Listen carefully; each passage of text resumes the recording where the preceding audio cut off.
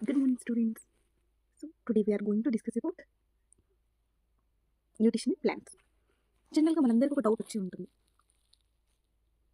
మనం ఫుడ్ కోసం ప్లాంట్స్ పైన డిపెండ్ అవుతాం కదా. మరి ప్లాంట్స్ వాటికి కావాల్సిన ఫుడ్ అవి ఎట్లా ప్రిపేర్ చేసుకుంటాయి?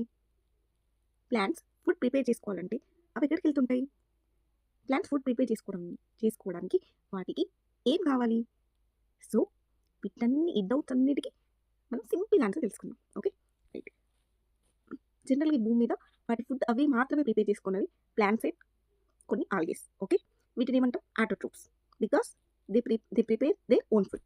ఓకే, సో మరి human beings and other animals plants prepare చేసుకునే ఫుడ్ పైన డిపెండ్ అయి బతుకుతుంటాయి. Okay, right. మరి ప్లాంట్స్ మాత్రమే ఫుడ్ ప్రిపేర్ చేసుకోవడానికి రీజన్ ఏంటి?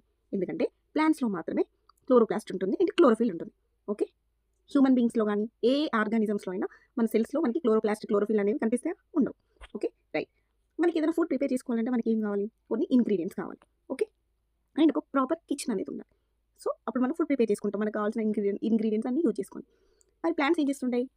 ప్లాంట్స్ ఫుడ్ ప్రిపేర్ చేసుకోవడానికి వాటికి కూడా ఒక కిచెన్ ఉంటుంది కదా. సో ఆ కిచెన్ పేరేంటి? లీవ్స్. ప్లాంట్స్ ఏం చేస్తుంటాయి? లీవ్స్ దగ్గరికి వెళ్ళి ఫుడ్ ప్రిపేర్ చేసుకుంటాం. సో మనకు కొన్ని ఇంగ్రీడియంట్స్ కావాలి కదా. సో